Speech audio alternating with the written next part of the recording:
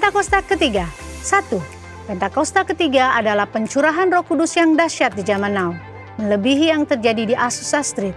2. Pentakosta ketiga akan mengakibatkan penuaian jiwa yang terbesar dan yang terakhir sebelum Tuhan Yesus datang kembali.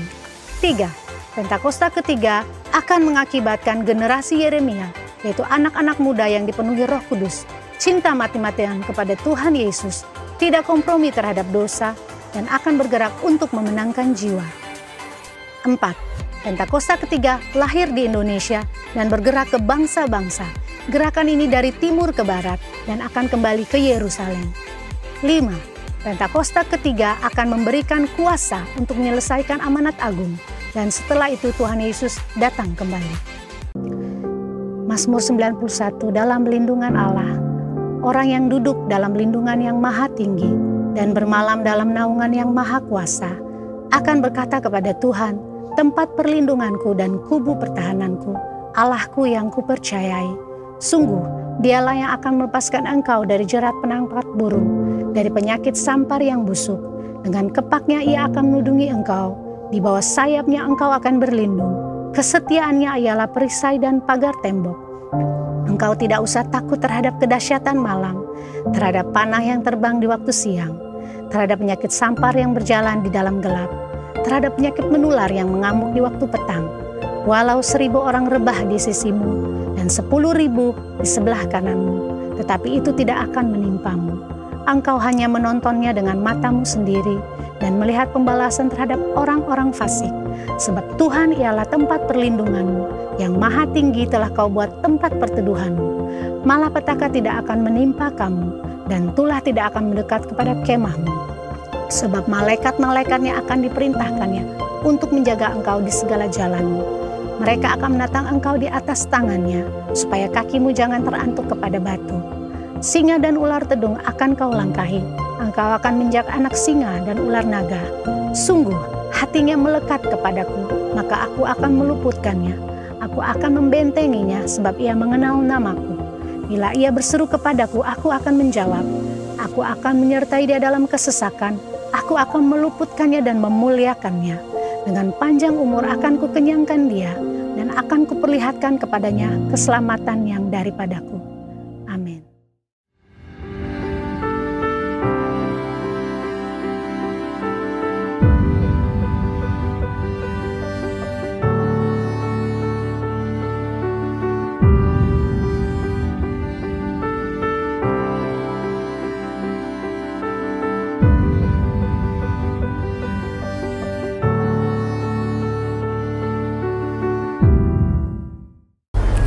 Shalom jemaat-jemaat dikasih Tuhan, selamat hari Minggu. Selamat bergabung dalam ibadah online Dewi House of Praise dan Gaby Widuri. Hari ini, firman Tuhan akan dibawakan oleh Opa Niko Nyoto Raharjo. Mari kita siapkan hati kita untuk memuji dan menyembah Tuhan lebih dalam lagi. Selamat hari Minggu, Tuhan memberkati. Shalom Bapak Ibu Saudara yang dikasih Tuhan, Shalom jemaat GBI House of Praise dan juga jemaat GBI Widuri. Selamat hari Minggu, selamat datang kembali beribadah bersama kami pada hari ini. Dan kita mau beribadah dengan ucapan syukur, tentunya kita dengan sukacita. Karena kita percaya bahwa Tuhan ada di hidup kita dan menyertai memberkati hidup kita.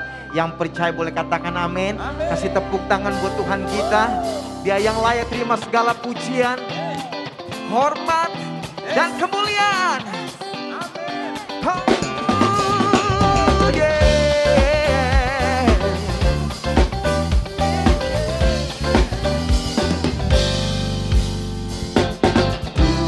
Dan hormat, kemuliaan dan kuasa bagi Allah yang berkuasa. Dan segala bangsa, ciptaan semesta sujud di hadapan-Nya. Surga bumi nyatakan kemuliaan-Mu, dan setiap lutut bersujud menyembah Tuhan kami tinggikan. Selamanya Allah yang Tuhan, Kau yang layak, Kau disembah, Engkau dipuji. Sama-sama katakan, pujian dan hormat, kemuliaan dan kuasa bagi Allah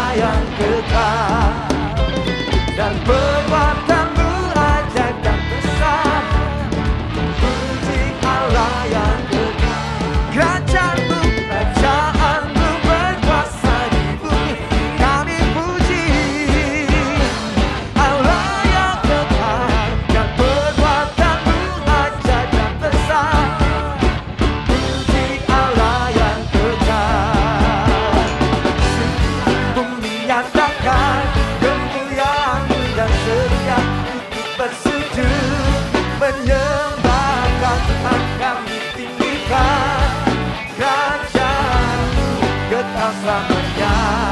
Allah yang benar, Allah yang benar, Allah yang kekal.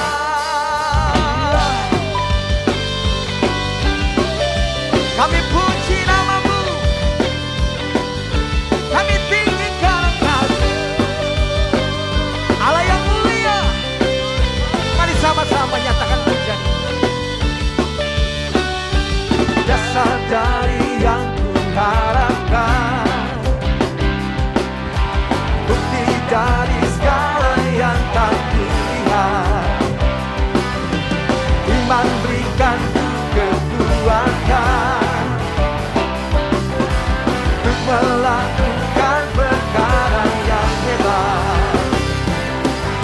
Bersama Roh-Mu ku pasti menang. Mari umatku menang. Nama-Mu dipuji, hormat kemuliaan, sorak-sorai. Oh, dengan senang hati, Raja keagungan. Mana sorak-sorai buat Allah kita? Haleluya.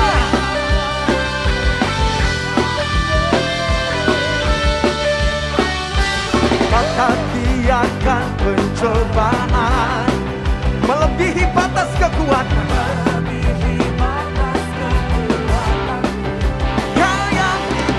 Kau yang berikan ku kemuliaan, semakin serupa dengan gambaran. Mari angkat tangan kita, satu tangan. Bersama Roh-Mu, oh, aku pasti benar. Tinggi nama-Mu dipuji, hormat kemuliaan kami sorak. Oh, dengan senang hati, Raja keagungan.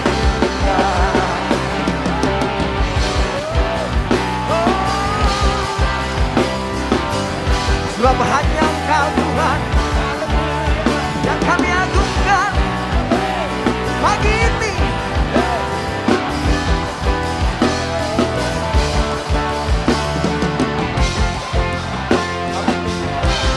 Boleh tepuk tangan buat Allah kita, yuk.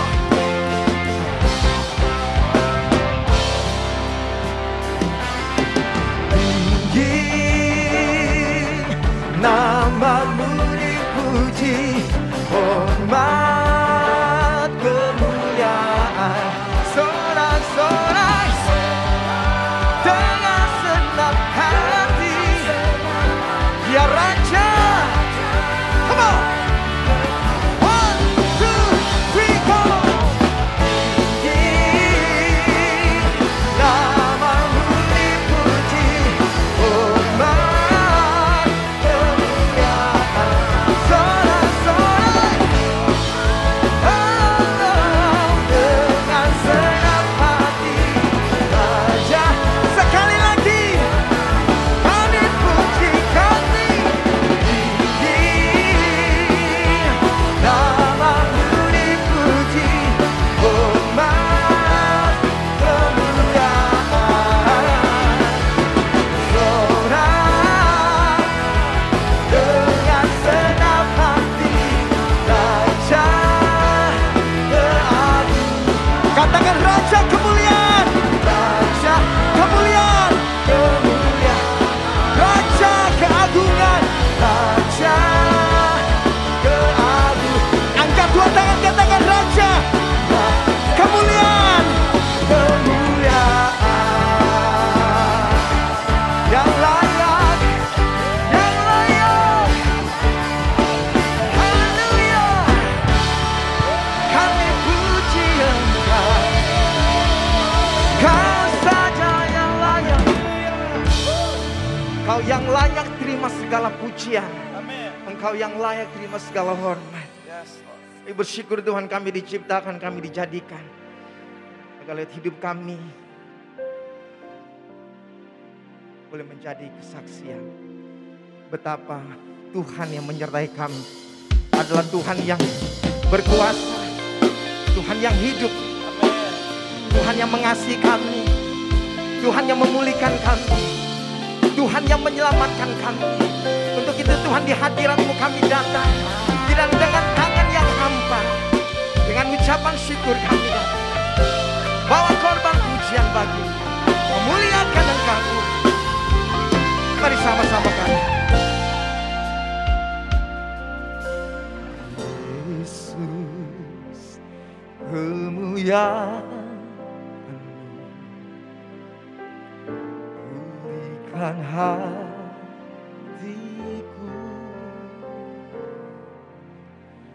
Yesus, kemuliaan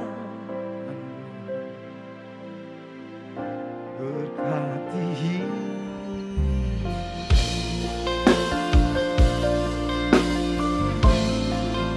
Ini doa kami, ini yang kami percaya. Katakan, Yesus kemuliaan. Yesus kemuliaan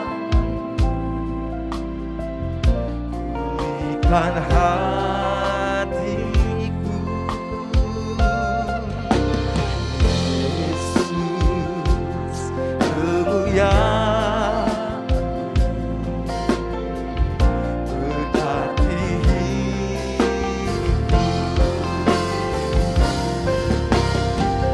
segala pujian syukur bagimu.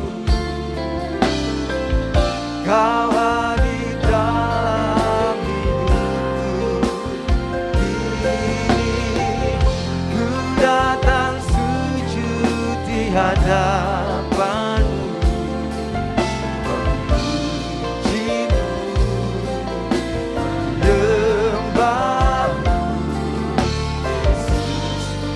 menyembahmu. Mari jemaat Tuhan katakan, Yesus kemuliaan. Ya Tuhan, kemuliaan kami menyembah. Kalau kami menyembah, kuasa-Mu memulihkan kami.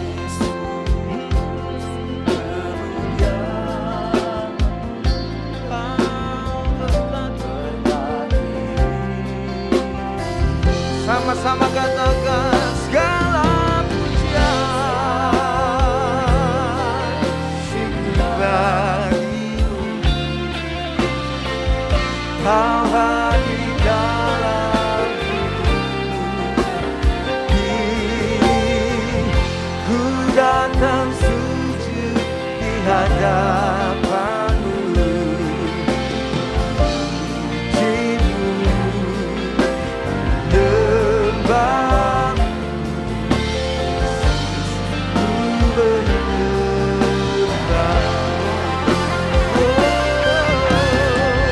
segala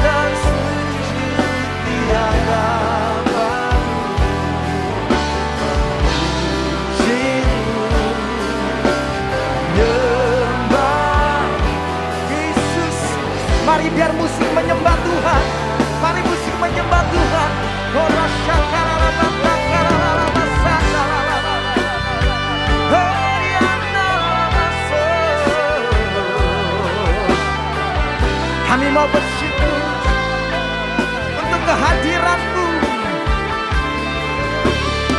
penyertaan-Mu di hidup kami.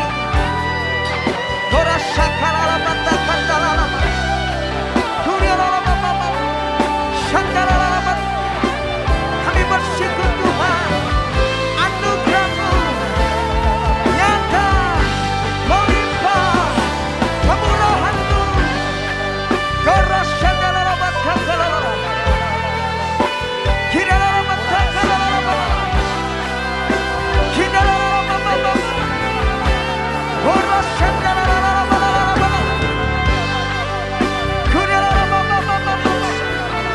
Terima kasih Tuhan.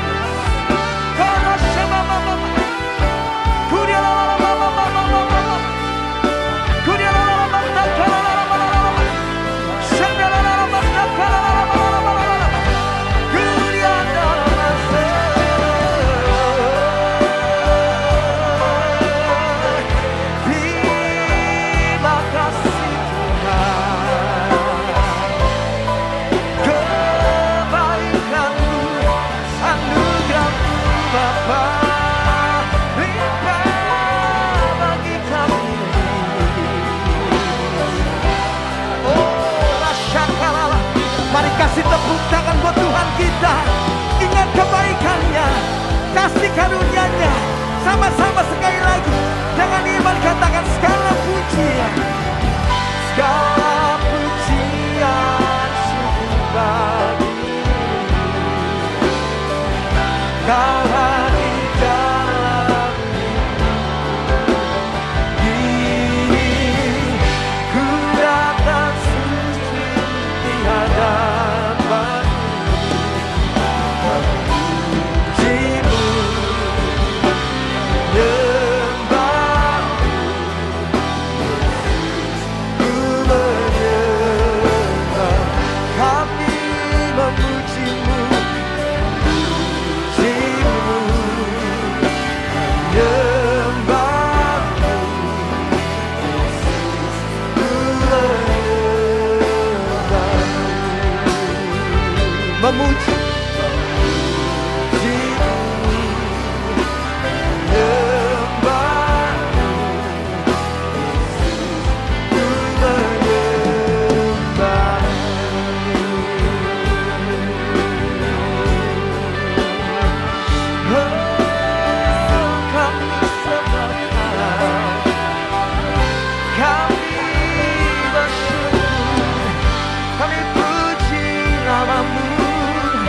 kami tinggikan Engkau, kami anugerahkan nama-Mu yang besar, nama yang perkasa, Allah-Ku yang hebat, perbuatannya yang dahsyat, bekerja kasih, tangan-Ku serangkas di hadirat-Mu.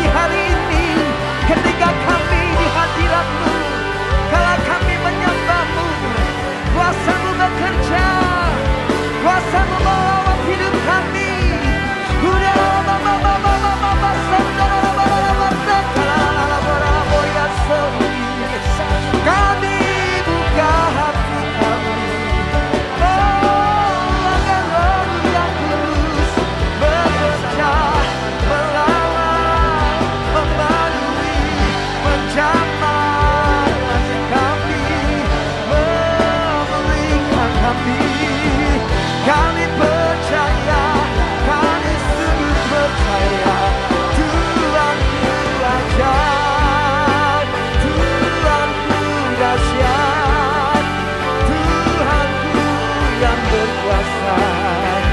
Kami sembah Engkau, kami sembah Engkau, kami sembah Engkau, kami puji nama-Mu, Yesus.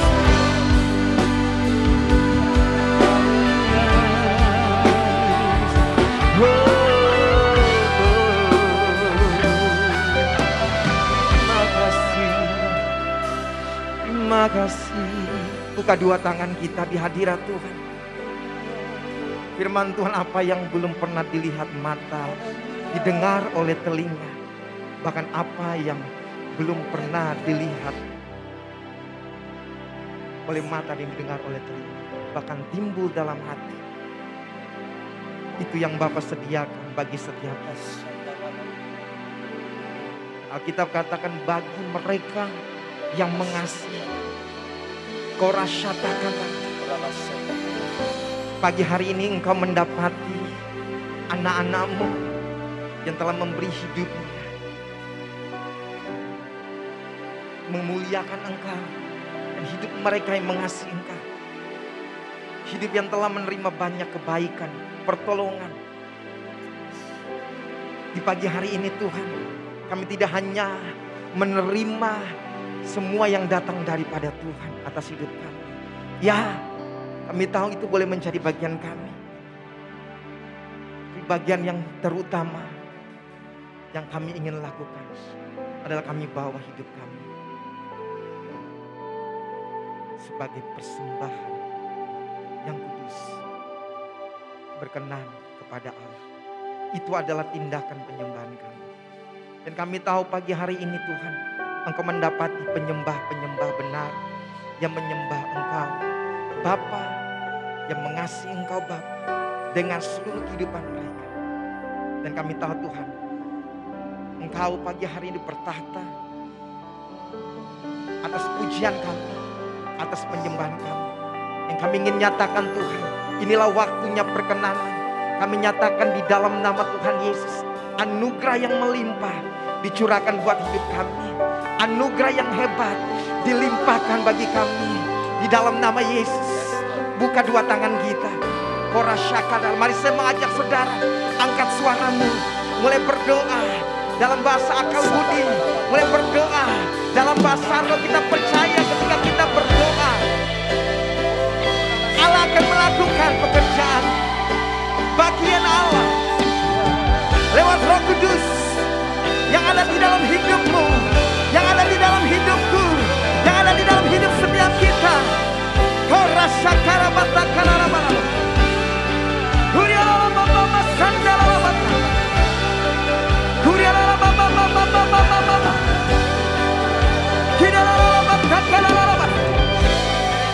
Setiap kami yang turut menyaksikan ibadah di pagi hari ini, dari setiap rumah-rumah, Tuhan hadir, Tuhan hadir, Tuhan hadir.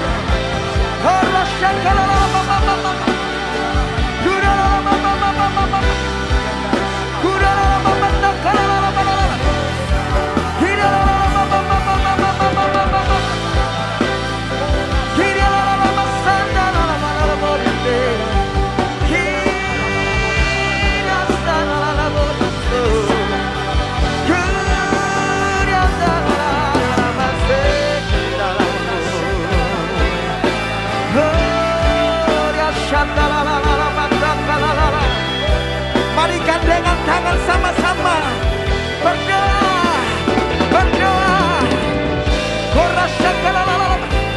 Firman Tuhan berkata, ketika umatku dan di atas namaku disebut datang mencari wajahku, berbalik dari jalan yang dan Tuhan akan memulihkan keadaanmu, keadaan hidupmu. Shakalalala, shakalalala, shakalalala.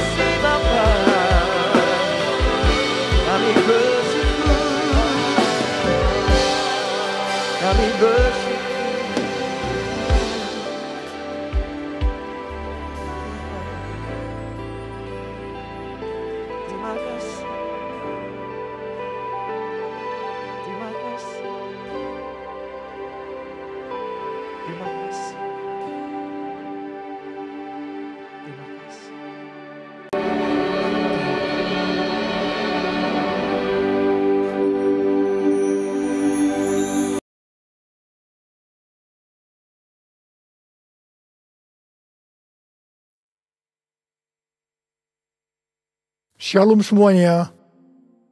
Yesaya 32 ayat 15 sampai dengan 17 berkata, sampai dicurahkan kepada kita roh dari atas, maka padang gurun akan menjadi kebun buah-buahan, dan kebun buah-buahan itu akan dianggap hutan. Di padang gurun selalu akan berlaku keadilan, dan di kebun buah-buahan akan tetap ada kebenaran. Di mana ada kebenaran, di situ akan tumbuh damai sejahtera. Dan akibat kebenaran ialah ketenangan dan ketentraman untuk selama-lamanya. Sesuai dengan Yesaya 32 ayat 15 yang berkata, sampai dicurahkan kepada kita roh dari atas, maka padang gurun akan berubah menjadi kebun buah-buahan. Ini bisa diartikan bahwa orang Kristen padang gurun akan menjadi orang Kristen kebun buah-buahan hanya kalau ada pencurahan roh dari atas. Jadi, hanya kalau ada pencurahan roh dari atas, maka orang Kristen padang gurun akan berubah menjadi orang Kristen kebun buah-buahan. Dikatakan bahwa di padang gurun selalu berlaku keadilan, sedangkan di kebun buah-buahan tetap ada kebenaran. Jadi, tanda bahwa seseorang itu Kristen padang gurun adalah kalau selalu memberlakukan keadilan. Sedangkan kalau orang itu adalah Kristen kebun buah-buahan, selalu melakukan kebenaran. Gigi ganti gigi, mata ganti mata. Ini adalah keadilan. Tetapi Tuhan Yesus berkata, janganlah kamu melawan orang yang berbuat jahat kepadamu, melainkan siapapun yang menampar pipi kananmu, berilah juga kepadanya pipi kirimu. Kalau ada orang yang hendak mengadukan engkau karena mengingini bajumu, serahkanlah juga jubahmu. Dan barang siapa yang memaksa engkau berjalan sejauh 1 mil, berjalanlah bersama dia sejauh 2 mil. Ini adalah kebenaran. Kasihilah sesama manusia dan bencilah musuhmu. Ini adalah keadilan. Tetapi Tuhan Yesus berkata, kasihilah musuhmu dan berdoalah bagi mereka yang menganiaya kamu. Ini adalah kebenaran. Kalau kita melakukan kebenaran, maka kita akan mengalami damai sejahtera, ketenangan, dan ketentraman untuk selama-lamanya. Bukankah ini yang kita cari selagi masih ada di dalam dunia ini? Karena itu kita harus selalu berdoa. Curahkan Roh Kudus-Mu ya Tuhan. Penuhi aku dengan Roh-Mu, supaya aku selalu melakukan kebenaran. Seperti yang dikatakan dalam Yohanes 4 ayat 23 dan 24. Bahwa Allah itu Roh. Dan barang siapa menyembah Dia, harus menyembahnya dalam roh dan kebenaran. Karena itu, Bapa menghendaki, Bapa mencari penyembah-penyembah benar, yaitu mereka yang menyembah Bapa dalam roh dan kebenaran. Ingat, jangan sampai kita menyembah Bapa dalam roh dan keadilan. Bukan rahasia lagi bahwa ada orang-orang yang berbahasa roh, tetapi mereka adalah Kristen padang gurun yang selalu memberlakukan keadilan. Hatinya kotor oleh kemarahan, oleh sakit hati, oleh kepahitan. Ini bukan penyembah-penyembah benar. Ini bukan penyembah-penyembah yang dikehendaki oleh Bapa. Ini bukan penyembah-penyembah yang dicari oleh Bapa. Kalau kita adalah penyembah-penyembah benar yang menyembah Bapa dalam roh dan kebenaran, pasti penyembahan kita benar di hadapan Tuhan. Sesuai dengan 2 Timotius 2 ayat 3 sampai dengan 7. Maka kita sebagai orang percaya, yaitu penyembah-penyembah benar, juga diajak ikut menderita bersama Kristus. Sebagai seorang penyembah benar, yang pertama, kita diibaratkan sebagai seorang prajurit yang baik dari Tuhan Yesus Kristus. Seorang prajurit yang sedang berjuang tidak memusingkan dirinya dengan soal-soal penghidupannya. Supaya dengan demikian, ia berkenan kepada komandannya. Di sini, sebagai penyembah benar, kita diajarkan bahwa prioritas utama kita adalah hidup berkenan di hadapan Tuhan. Hidup untuk menyenangkan hatinya Tuhan. Memikirkan soal-soal penghidupan adalah nomor berikutnya. Hal yang kedua, kita sebagai penyembah benar diibaratkan sebagai seorang olahragawan.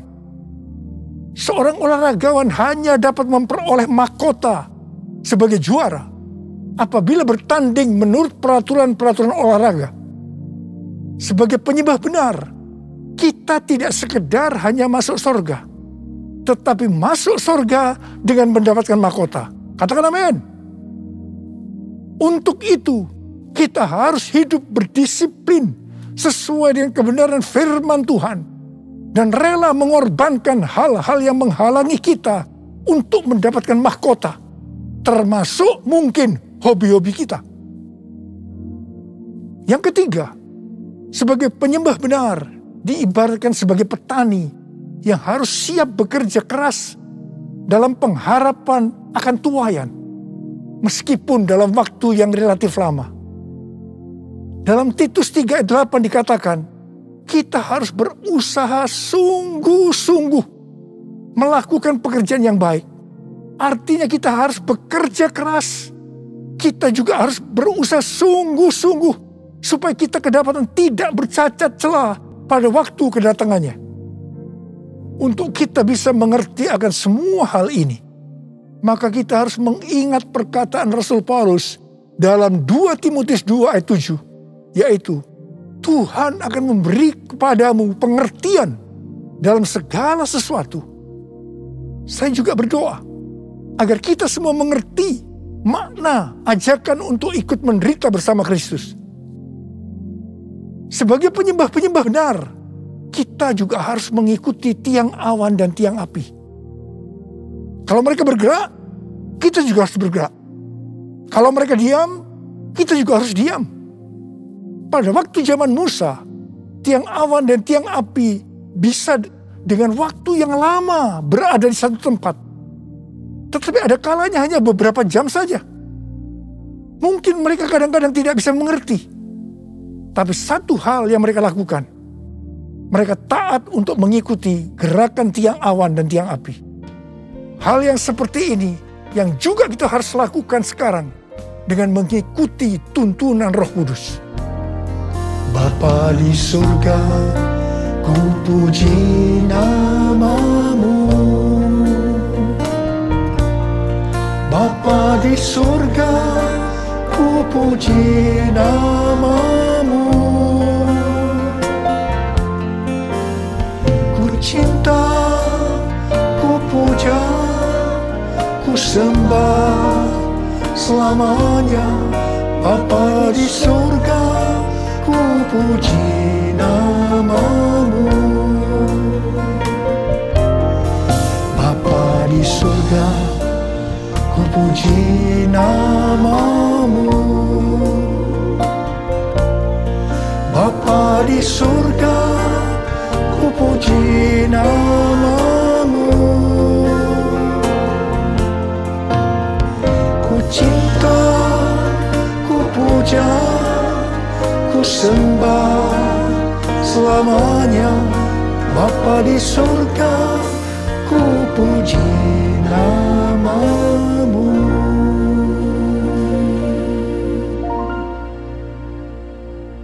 Kalau kita melihat keadaan manusia di akhir zaman, seperti yang dituliskan dalam 2 Timotius 3 ayat 1 sampai dengan 5, ternyata hal itu sekarang sedang digenapi.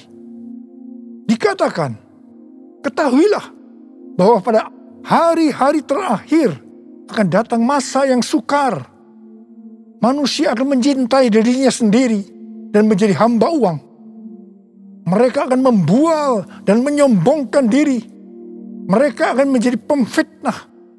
Mereka akan berontak terhadap orang tua dan tidak tahu berterima kasih. Tidak memperdulikan agama. Tidak tahu mengasihi. Tidak mau berdamai. Suka menjelekkan orang. Tidak dapat mengekang diri. Garang. Tidak suka yang baik. Suka mengkhianat. tidak berpikir panjang, berlagak tahu, lebih menuruti hawa nafsu daripada menuruti Allah.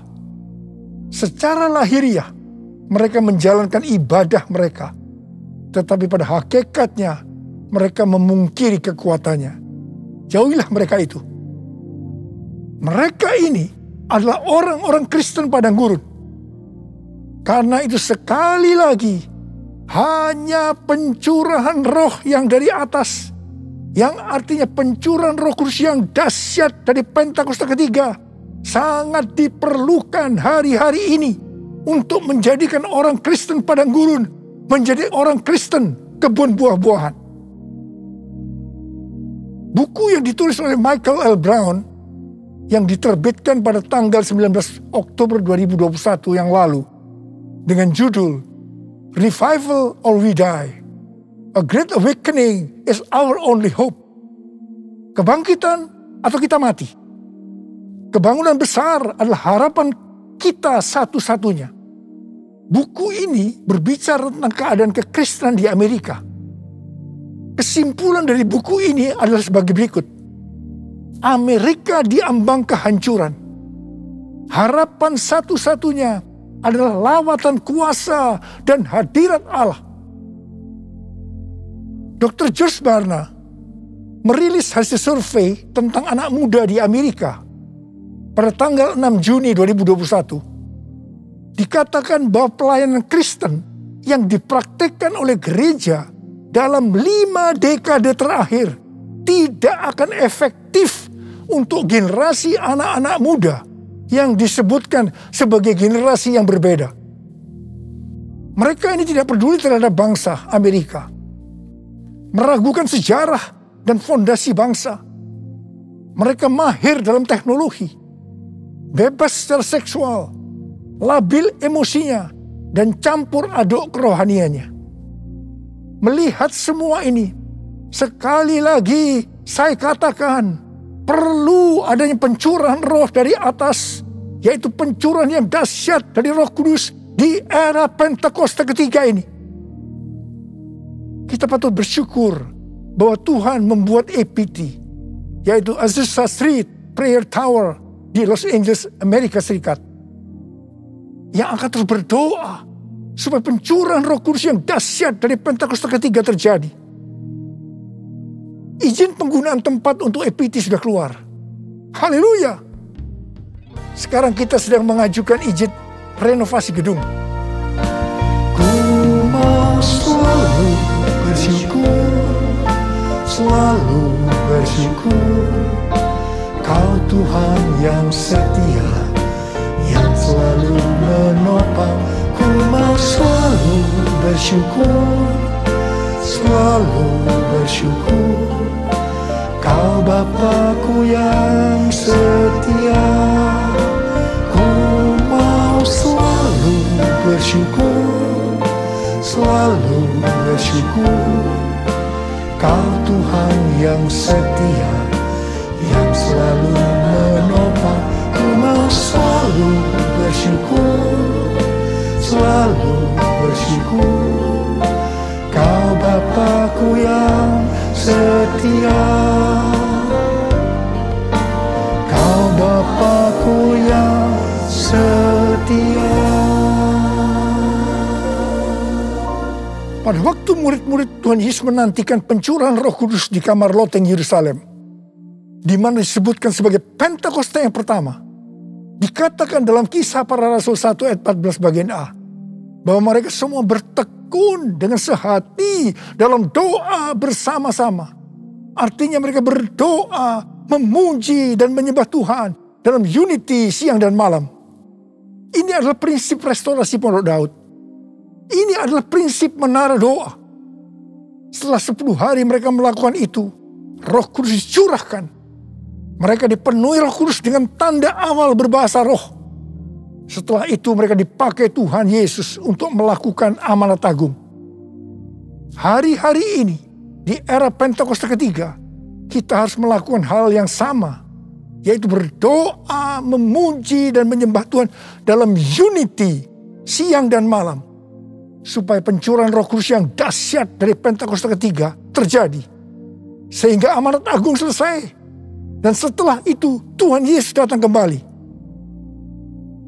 Saya mempunyai kesaksian bagaimana dengan melalui Unity terjadi gerakan doa yang mengakibatkan kebangunan rohani yang dahsyat.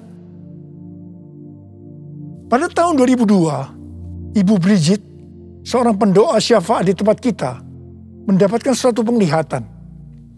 Dia melihat saya memakai jas di sebuah stasiun kereta api. Kemudian ada suara, "Change destination, change destination."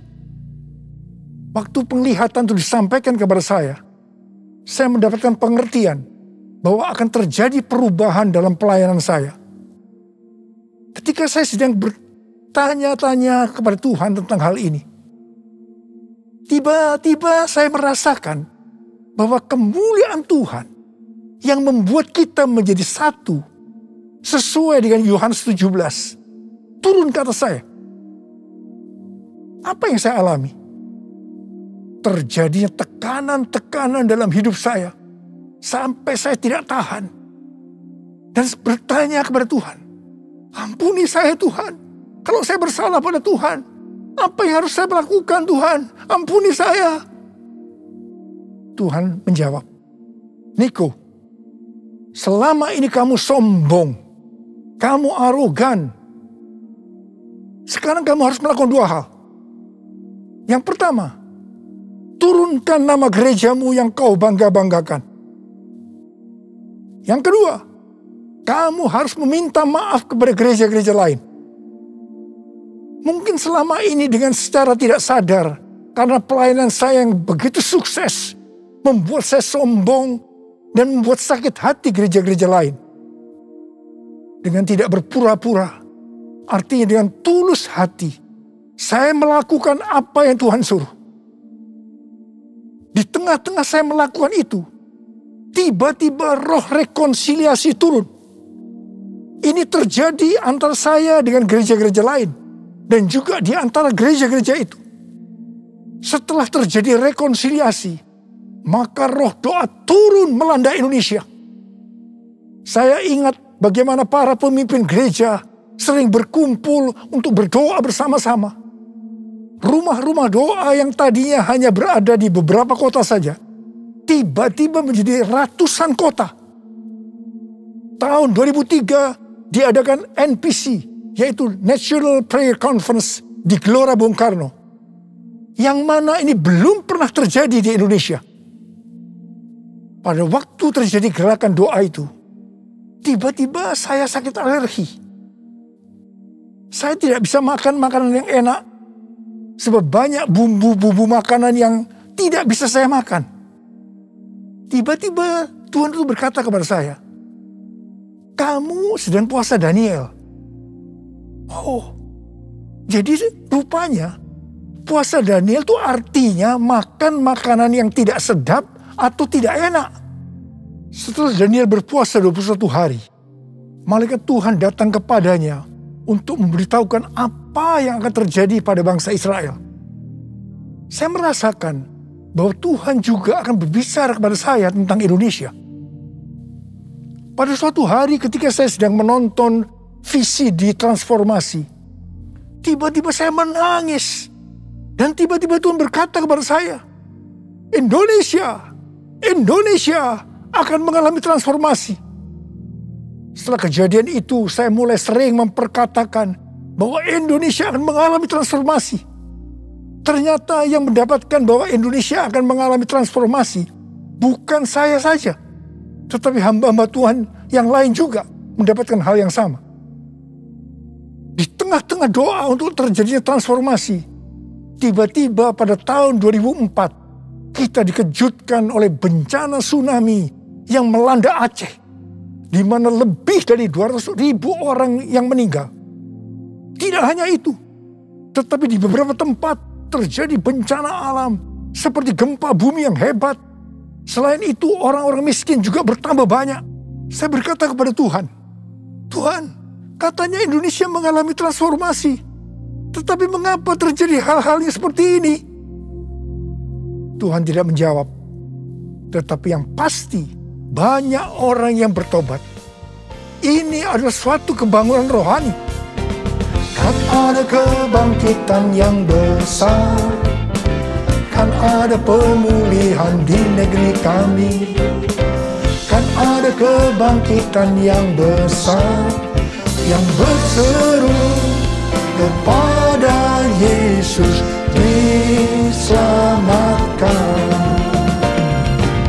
Kan ada kebangkitan yang besar, kan ada pemulihan di negeri kami, kan ada kebangkitan yang besar, yang berseru kepada Yesus diselamatkan, yang berseru kepada Yesus diselamatkan, yang berseru kepada Yesus diselamatkan. Haleluya. Hari-hari ini kita sedang memasuki era Pentakosta ketiga, di mana kita sedang menunggu pencurahan Roh Kudus yang dahsyat dari Pentakosta ketiga, yang akan mengakibatkan penuaian jiwa yang terbesar dan yang terakhir sebelum Tuhan Yesus datang kembali. Pentakosta ketiga akan membangkitkan generasi Yeremia, yaitu anak-anak muda yang dipenuhi Roh Kudus, cinta mati-matian kepada Tuhan Yesus, tidak kompromi terhadap dosa, dan akan bergerak untuk menangkan jiwa. Pentakosta ketiga akan memberikan kuasa untuk menyelesaikan amanat agung. Kita yang merindukan hal ini terjadi, maka kita harus melakukan seperti yang terdapat dalam Kisah Para Rasul 1 ayat 14a tadi, yaitu berdoa, memuji, dan menyembah Tuhan dalam unity siang dan malam. Ini adalah prinsip restorasi Pondok Daud. Ini adalah prinsip menara doa. Seperti yang kita alami pada zaman transformasi Indonesia, maka pada zaman ini Tuhan meminta agar gerejanya menjadi satu. Gerejanya unity.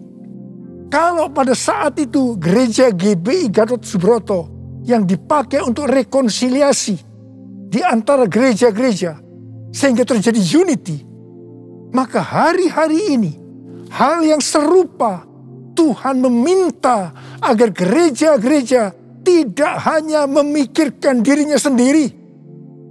Seperti yang saya lakukan pada waktu itu, di mana saya diminta untuk meminta maaf sehingga terjadi rekonsiliasi. Seperti yang terdapat dalam 1 Korintus 10 ayat 23 dan 24 yang berkata, segala sesuatu diperbolehkan, benar, tapi bukan segala sesuatu berguna. Segala sesuatu diperbolehkan, benar, tapi bukan segala sesuatu membangun. Jangan seorang pun yang mencari keuntungannya sendiri, tetapi hendaklah tiap-tiap orang mencari keuntungan orang lain. Biarlah kita sebagai gereja Tuhan melakukan ini. Jadi, kita sebagai gereja Tuhan harus sering mengoreksi diri. Apakah yang kita lakukan sesuai dengan kehendak Bapa yang di sorga, yang menghendaki agar kita menyelesaikan amanat agung? Penuaian jiwa yang terbesar dan yang terakhir ini akan terjadi kalau gereja-gereja Tuhan unity. Gereja-gereja Tuhan menjadi satu sehingga roh doa turun. Semua ini akan mengakibatkan pencurahan Roh Kudus yang dahsyat dari Pentakosta ketiga terjadi. Mari, saya ajak saudara untuk mengangkat tangan. Kita nyanyikan sama-sama. Satukan kami ya Tuhan bersama dengan tali yang tak putus. Satukan kami ya Tuhan bersama dengan kasih sempurna.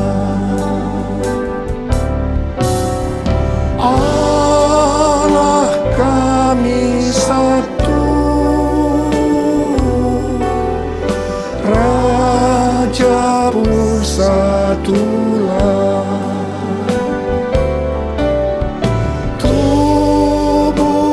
Kristus satu, sebab itu ku nyanyi.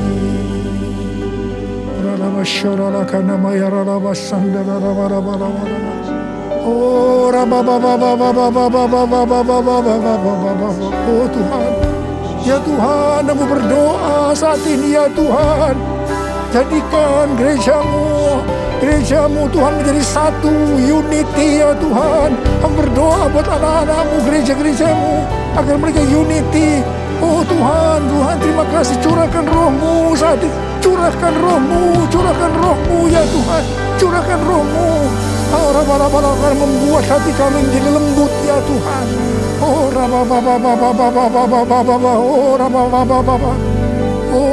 Rabba-Rabba. Mari kita nyanyikan sekali lagi. Satukan kami ya Tuhan, bersama dengan tali yang tak putus. Satukan kami ya Tuhan, bersama dengan kasih sempurna. Allah kami satu, Raja pun satulah. Tubuh Kristus satu,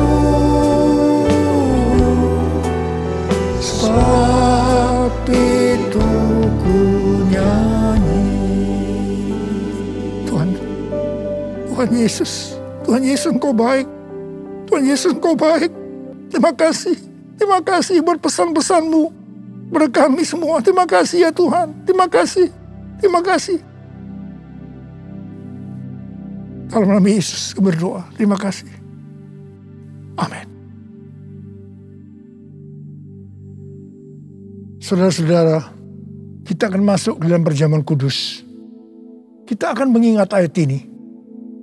Sebab setiap kali kamu makan roti ini dan minum cawan ini, kamu memberitakan kematian Tuhan sampai Ia datang. Perjamuan kudus adalah perjamuan Tuhan Yesus sendiri. Setiap kali kita masuk dalam perjamuan kudus, Tuhan Yesus selalu berkata, biarlah ini menjadi peringatan akan aku. Karena itu mari arahkan hati kita kepada kebaikan Tuhan. Untuk mengingat kebaikan Tuhan. Supaya kita lebih mengasihi Tuhan Yesus. Supaya kita lebih mengasihi satu dengan yang lain. Mari tundukkan kepala. Bapa, siapakah kami sebelum kami mengenal Engkau? Kami semua orang berdosa. Upah dosa adalah maut, mati. Tapi Engkau yang tidak berdosa telah dijadikan dosa oleh karena kami semua. Engkau harus turun dari sorga mulia, menjelma menjadi manusia. Mati ganti kami dengan penderitaan yang luar biasa. Sungguh kalau kami pikirkan betapa baiknya Engkau ya Aba. Engkau jadikan kami sebagai anak-anak-Mu. Engkau berkati, Engkau tuntun, Engkau mendidik kami. Engkau menyembuhkan, Engkau juga menegur kalau kami salah. Tuhan terima kasih. Itu Engkau ya Aba. Itu Engkau. Tuhan akan memberkati kita semua melalui perjamuan kudus. Tapi Tuhan mau kita makan dan minum dengan cara yang benar. Karena itu masing-masing introspeksi. Lihat keadaan dirimu sekarang. Kalau ada hal-hal yang selama ini belum diselesaikan dengan Tuhan. Dan Tuhan ingatkan itu. Langsung mari kita minta ampun. Ampuni saya Tuhan. Ampuni saya Tuhan. Ampuni. Minta ampun. Kau melihat ya Abah. Kau melihat mereka anak-anak-Mu yang sedang berdoa untuk minta ampun padamu. Kau mengampuni ya Tuhan. Layakkan kami untuk masuk dalam perjamuan kudus. Terima kasih ya Abah. Terima kasih. Kami akan masuk dalam perjamuan kudus dengan hati yang penuh ucapan syukur. Dalam nama Yesus kami berdoa. Amin.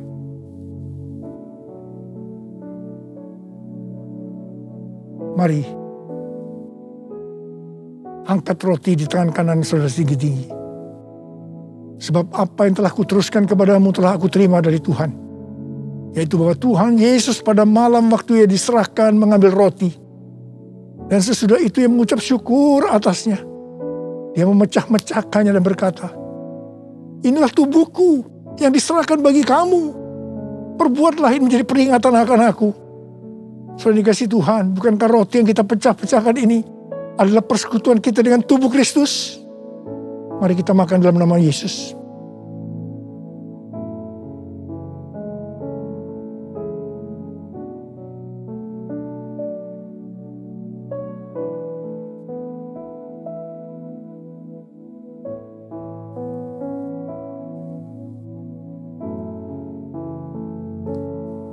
Mari angkat cawan di tangan kanan saudara tinggi-tinggi. Demikian juga ia mengambil cawan sesudah makan lalu berkata, cawan ini adalah perjanjian baru yang dimeteraikan oleh darahku. Perbuatlah ini setiap kali kamu meminumnya menjadi peringatan akan aku. Dan yang dikasih Tuhan, bukan cawan pengucapan syukur. Yang atasnya kita ucapkan syukur adalah persekutuan kita dengan darah Yesus. Mari kita minum dalam nama Yesus.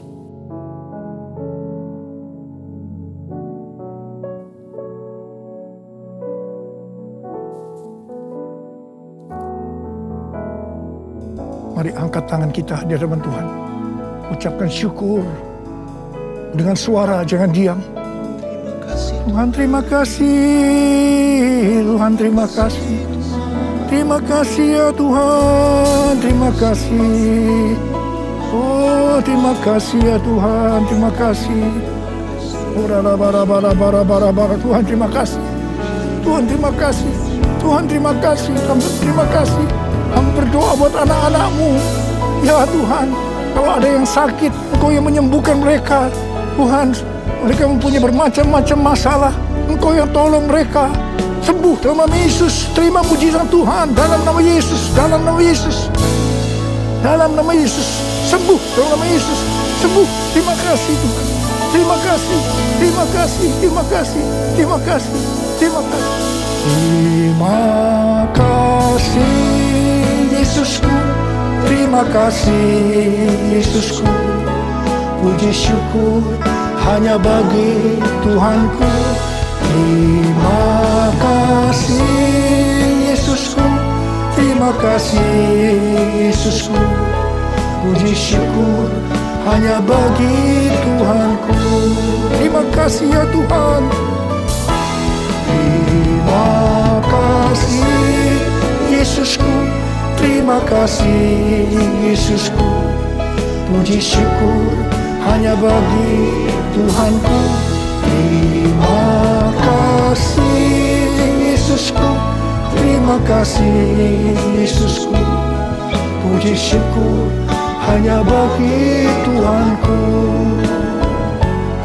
Puji syukur hanya bagi Tuhanku. Puji syukur hanya bagi Tuhanku. Terima kasih. Terima kasih ya. Terima kasih. Terima kasih. Terima kasih. Mari angkat tangan saudara, terimalah berkat Tuhan. Kasih karunia yang berlimpah-limpah daripada Allah Bapa dalam anak yang tunggal Yesus Kristus. Persekutuan yang manis dengan Roh Kudus menyertai selesai mulai hari ini. Sampai Tuhan Yesus datang menjemput kita di awan-awan dan bahkan sampai selama-lamanya. Yang percaya bersama-sama katakan, amin. Tuhan Yesus berkati saudara.